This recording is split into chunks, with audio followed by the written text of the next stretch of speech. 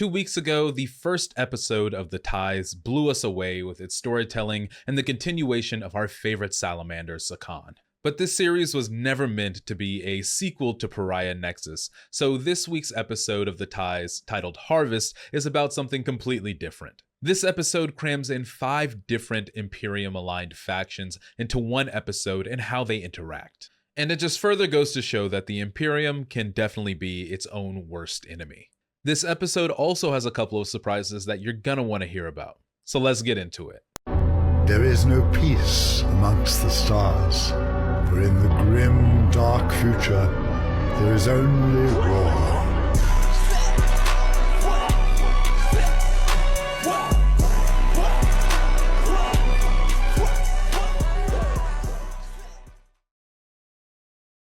The Imperium's greatest resource has always been its manpower.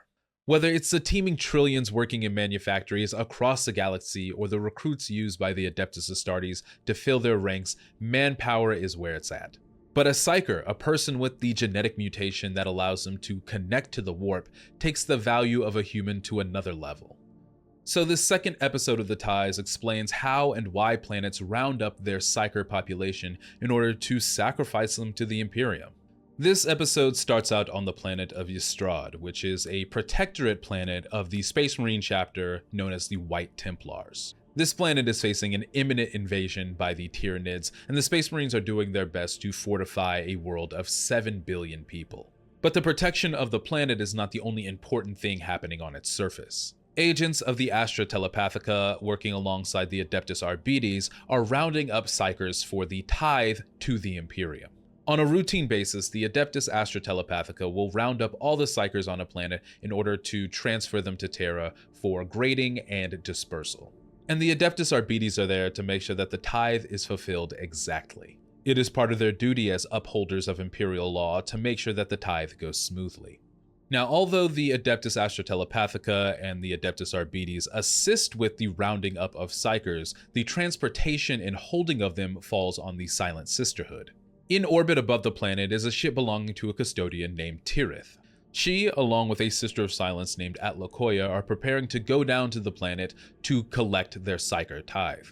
This is not an easy mission at all, as psykers are very dangerous people with very dangerous abilities. Both the custodian Tithes and the Silent Sister Atlakoya are going down to the planet armed and armored. And it's worth noting that the firepower that one custodian and one Silent Sister bring to any battlefield is very significant. Upon reaching the planet, the Talons of the Emperor meet with a contingent of the White Templars. Although they were supposed to initially meet with the White Templars captain Malachite, he is otherwise engaged with Tyranids on the planet.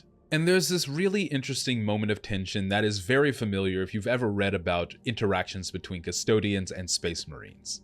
Space Marines often resent that custodians are not concerned with wider wars that they are participating in. A custodian's main goal is the protection of the Emperor, and they will do anything for that mission. On the other hand, custodians view Space Marines as a liability to the Emperor's protection. They, above all else, have never forgotten that the Horus Heresy was caused by the pride of Space Marines. But it's interesting because both of these organizations are very duty-bound, and so they get back to the business at hand of collecting the psykers. Atlakoya, being the Silent Sister in charge, goes to inspect the psykers, and you actually get to see and hear how a blink like a Silent Sister affects psykers, especially untrained ones. As they're moving the psykers to the transports, the feedback from the psychic interference of the Tyranids starts to drive a few of them crazy. One even tries to escape and is hunted down by Atlakoya immediately.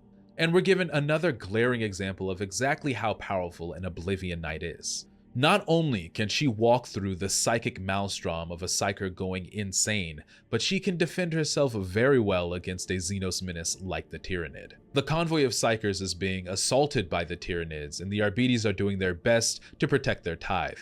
But it's not until Custodian Tithes enters the battle that victory for the Imperium is assured.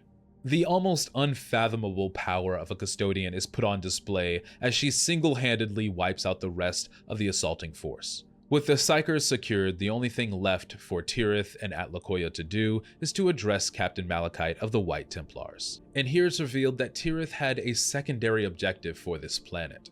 In order to try and halt the advance of the Tyranid into Segmentum Solar, the Imperium is creating a firebreak wall of 1,000 planets. They're taking these 1,000 worlds and ridding them of any biomass in order to slow down the Tyranid and funnel them where they want. And unfortunately for the White Templars, who have sworn a 3,000-year-old oath to defend this planet, Yestrad has to go as well. Tirith orders them to abandon all of their fortifications and positions, head into orbit, and then exterminatus the planet that they were oathed to protect. I've read a lot of Warhammer books, and I have never seen a Custodian ask a Space Marine to do something this extreme. But for all of their tension, the Custodian is still the voice of the Emperor, and Captain Malachite eventually agrees. The episode ends with one of our tithing subjects expressing how, even on a black ship surrounded by warriors of the Imperium, she still does not feel safe. Alright, so there's obviously a lot to cover in that episode. Right away, this episode has some of the best fight scenes in a Warhammer animation that I've seen. The skill of a Silent Sister and the skill of a Custodian were clearly on display. And honestly, the stalwartness and loyalty of the Adeptus Arbites was also there. They're not conscripts from some backwater world, they are highly trained arbiters of Imperial law. I also believe this is one of the first extended animations with Tyranids, and their screen presence was amazing. There was variation in them, and they weren't just bone-colored blurs killing people. Now, one area I do think this episode lacked was its focus on the actual tithes themselves. I could be wrong, and it could just be my own interpretation, but it felt like the Psychers were kind of background to everything else that was happening. And the main twist at the end of the forced exterminatus didn't even really have anything to do with them. I do appreciate that it connected this episode with the wider story of Warhammer and what's going on in the universe, but I felt like that was a lack. There were also a couple of hidden callbacks to other Warhammer media in this episode. The opening scene of the White Templars fighting the Tyranids was very reminiscent of the Leviathan launch trailer with the Ultramarines fighting the Tyranids. And the scene of Tirith putting on her armor was almost exactly like the Astartes arming ritual video. Just a couple of callbacks to animations that have helped the Tithes get to where it is. But let's go ahead and get to the elephant in the room, the first female Custodes portrayed on screen. This is the first time since the release of the Codex that female Custodes have been mentioned or used in anything for Warhammer. And it's just like I always said, she was just a custodian. There was nothing different other than her gender. She had the same authority and will as any other custodian. She had a relationship with a Silent Sister like any other custodian. And most importantly, she was the voice of the Emperor that could sway a Space Marine chapter to exterminatus a planet. If that's not one of the Emperor's own custodian guard, I don't know what is. Now, obviously, some of us are not going to be happy about this, even though the majority of us enjoy this or simply don't care. So I thought it was nice that Games Workshop put out an article about the episode that featured some explanation when it came to female Custodes. Let's take a look at it real quick. It says, Tirith Shiva Kairos, the first three of a long list of honorific names earned fighting for the Emperor, has the privilege of being our first portrayal of a female custodian guard since the recent revelation that custodians can be any gender. This fact came as a real surprise to many since it wasn't something previously explored. That, in and of itself, isn't a particularly unusual thing for Warhammer 40,000 and its lore. There are simply loads of things the Warhammer studios have never expressly stated, whether that's ruling them in or out. And this paragraph points to another with a further explanation. This second paragraph says, we sometimes call these gaps, and they are quite intentional. They let you, as collectors, players, and fans, fill the spaces with your own characters, stories, and narratives, making the Warhammer hobby truly yours. They also allow us to revisit factions through miniatures, stories, and animations, and offer something new and interesting.